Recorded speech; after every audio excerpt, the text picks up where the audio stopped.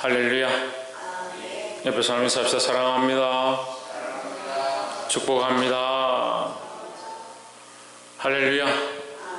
오늘 에스겔 46장 말씀, 이 거룩한 하나님의 말씀 앞에 이 말씀을 통해서 우리도 거룩하여지고 하나님께 더 가까이 가기를 주의 이름으로 축복합니다. 46장에서도 이 제사에 대한 규례를 말씀하고 있습니다. 46장 1절에 나 주 여호와가 말하노라. 안뜰 동양한 문을 일하는 6일 동안에는 닫되 안식일에는 열며 월삭에도 열고 했습니다. 문을 닫았다가 열어둔다. 우리가 하나님과의 관계 안에 나아가고 또 하나님과의 관계 안에 나아가면 우리가 세상과 가졌던 것들을 끊어야 하고, 또한 세상과 끊었지만 하나님과의 관계 안에서 공급함을 받아서 다시 어디로 가야 되냐? 다시 또 세상에 가야 되는 것이 우리의 삶이다. 어떤 이들은 우리가 영적인 존재이고 하나님 나라를 바라봐야 된다. 그 하나님 나라만 바라보면 된다. 그럼 이 땅에 살 필요가 없다라고 그렇게 생각하는 사람들이 있습니다. 그렇지 않습니다. 우리는 이 땅에 살고 있지만 하늘의 시민권을 두고 있습니다. 또한 다르게 보면 하늘의 시민권을 가지고 있지만 이 땅에 속해 있다는 거예요. 이 땅에 또한 우리가 지상의 시민권을 가지고 있습니다. 지상의 시민권을 가지고 있지만 하나님 나라의 백성이다라는 거죠. 그러니까 우리가 하나님 나라에 들어가야 될, 우리가 예배할 때 하나님 앞에 나와서 건문을 열고 이 성소에 들어오지만 우리는 결국 어디로 가야 되냐? 세상으로 다시 나가야 된다는 거예요. 그러니까 세상에 다시 나가야 되니까 이 예배를 드릴 때 하나님 앞에 왔다면 거룩하여져서 거룩함을 가지고 세상에 가야 합니다. 이게 구별과 성별 안에서 어려운 문제인데요, 세상과 구별되어야 하지만 결국 우리는 어디에 있느냐? 세상에 속해 있다는 거죠. 그럼 세상에 속해서 뭘 해야 되냐? 세상에 속한 자의 삶으로 나아가는 것이 아니라 결국 우리는 하나님의 나라에 속한 자임을 알아서 세상에 있지만 성별되어져야 한다는 거죠. 하나님 나라의 백성인 것을 알고 있다면 우리가 세상에 있는 가운데도 세상에서 거룩함을 드러내고 하나님의 은혜로 살아야 된다는 겁니다. 그러니까 우리의 통로가 어디냐? 이 성전이고 이 성소고 하나님 앞에 열려진 문이다.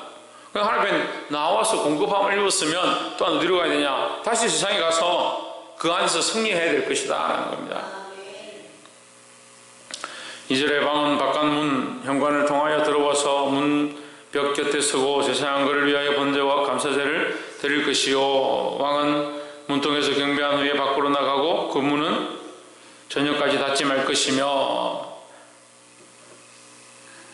자, 7절에 또 소재를 갖추되 수송아지에게는 밀가루 한 에바요 수양에는 밀가루 한 에바며 모든 어린 양에는 그 힘대로 할 것이며 밀가루 한 에바에는 기름 한 인씩이며 했습니다. 여기 힘대로 할 것이며 기록하고 있습니다. 힘대로 할 것이며.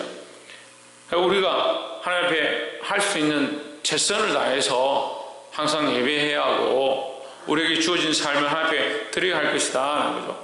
그래서 우리가 주님 앞에 와서 공급함을 입었습니다. 세상에 나아가서도 힘대로 싸워서 이겨야 하고 주님 앞에 드릴 때도 힘대로 우리가 최선을 다해서 예배하고 기도해야 될 것이다 라는 겁니다. 9절에 그러나 그 모든 정한 절기에 이 땅 건민이 나 여호와 앞에 나올 때에는 북문으로 들어와서 경배하는 자는 남문으로 나가고 남문으로 들어오는 자는 북문으로 나갈지라. 자, 북문으로 들어온 사람은 남문으로 나가고 남문으로 들어온 사람은 북문으로 나간다. 좀 이상하죠? 북문으로 들어와서 남문으로 나가고, 북문으로 들어왔으면 뭐 이 안에서 볼일을 보고 다시 북문으로 나가면 되잖아요. 하나님 뭐라고 하시냐? 북문으로 들어왔으면 남문으로 나가라, 남문으로 들어왔으면 북문으로 나가라. 왜 그렇게 하시냐? 그 다음 말씀에 기록되어 있습니다. 들어온 문으로 나가지 말고 그 몸이 앞으로 향한 대로 나갈지며 했습니다.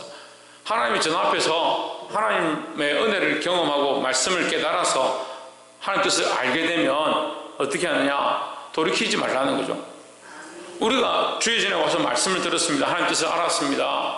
하나님 원하시는 방법이 이것이고 거룩한 백성의 모습이 이것이고 성별된 자의 모습이 이것이다 깨달았습니다.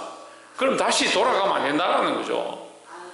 하나님 기뻐하지 않는 게 뭐냐? 뒤로 물러서는 거예요. 후퇴하는 거예요. 뒷걸음질 치는 것, 침륜에 빠지는 것, 히브리서 기자를 통해서 우리에게 말씀하십니다. 너희가 뒤로 물러서 침륜에 빠진 거 기뻐하지 않는다라고 말씀하십니다. 하나님 앞에 우리가 나와왔으면 똑바로 나아가야 되고, 하나님 우리에게 가르쳐 주셨으면 가르쳐 주신 말씀대로 순종하고자 몸부림쳐야 되는 겁니다. 그래서 하나님께서 우리에게 전진해서 앞으로 나아갈 것, 뒤로 물러서지 말 것에 대해서 가르치고 있습니다. 우리가 말씀을 들은 것 앞에 아멘 했다면, 이 말씀을 깨달았다면 뒤로 물러서지 말고 앞으로 나아가게 되기를 주의 이름으로 축복합니다. 마지막 세 번째로 13절 말씀에 아침마다 1년 되고 흠없는 어린 양 하나로 번제를 갖추어 나 여호와께 드리고 있습니다. 이것은 날마다 드리는 제사를 얘기합니다. 우리 하나님 앞에 어떻게 해야 되느냐? 날마다 예배하고 날마다 하나님과 만나고 날마다 하나님과 동행해야 한다라는 겁니다. 11절에 또 아침마다 그것과 함께 드릴 소제를 갖추되 곧 밀가루 에바 6분의 1과 기름 한 흰 3분의 1을 섞을 것이니 이는 영원한 규례를 삼아 항상 나 여호와께 드릴 소제라 했습니다. 항상 드릴 소제다. 절기를 따라 안식일을 따라 하는 것이 아니라 항상 드려야 한다. 그러니까 우리는 날마다 하나님 앞에 나와 아침마다 이 말씀을 듣기도 하지만 또한 우리가 개인적으로 하나님 앞에 항상 날마다 우리의 마음을 바로 세우고 하나님 앞에 서 있어야 한다는 겁니다.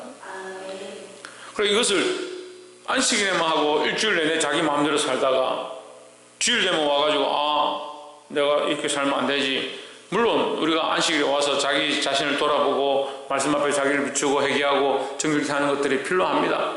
하지만 말씀은 우리에게 뭐라고 하냐? 날마다 소제를 드려라. 이것은 영원한 규례다라고 하는 것입니다. 그래서 우리는 날마다 하나님 앞에 우리 자신들을 드려서 날마다 하나님 말씀 앞에 우리를 정결케 하고 날마다 주님 앞에 가까이 가게 되기를 주의 이름으로 축복합니다. 15절에 이와 같이 다시 한번 말씀합니다. 이와 같이 아침마다 그 어린 양과 밀가루와 기름을 갖추어 항상 드리는 번제를 삼을지니라 했습니다. 아침마다 날마다 항상 영원한 규례다. 이 여러 번 반복해서 말씀하시는 겁니다. 우리가 하나님 앞에 나오되 말씀을 통해서 우리를 정결케 하고 거룩하게 하는 것들을 어떻게 하느냐? 날마다 해야 합니다. 기도하는 것도 어떻게 합니까? 날마다 기도해야 합니다. 우리가 새벽기도에 나오든 나오지 못하든 또한 이 새벽기도가 날마다 되어지든 그렇지 않든 나는 항상 어떻게 되냐? 하나님 앞에 서 있어야 합니다. 또한 우리가 말씀을 통해서 우리 자신들을 비추고 정결케 하고 깨달았다면 어떻게 해야 되느냐? 다시 세상으로 돌아가면 안 된다는 겁니다. 할 수만 있으면 우리가 연약해지고 부족해서 또 죄를 범하지만 항상 앞으로 나아가고자 하나님 말씀대로 전진해 가고자 몸부림쳐야 합니다.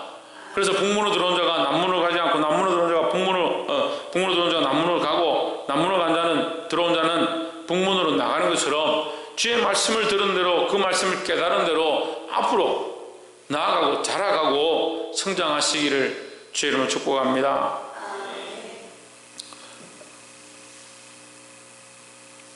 또한 우리가 하나님 앞에 나오되 어떻게 해라고요? 우리가 하나님 앞에 나와서 여기가 좋사오니 이렇게 하고 있을 것이 아니고 거룩하여진 백성은 또한 세상에 나가야 된다. 우리가 하나님 앞에 거룩하여지고 말씀을 공급받았으면 세상에 나가서 거룩함을 드러내야 된다는 거예요. 그래서 우리는 이 땅에 속하지만 하나님 나라의 주적을 둔 하나님 나라의 백성이고 하나님 나라의 백성이지만 또한 이 땅에 속해 있다라는 거죠. 하나님 나라의 백성으로서 이 땅 가운데 거룩한 영향력들을 끼치고 많은 사람들을 살릴 수 있는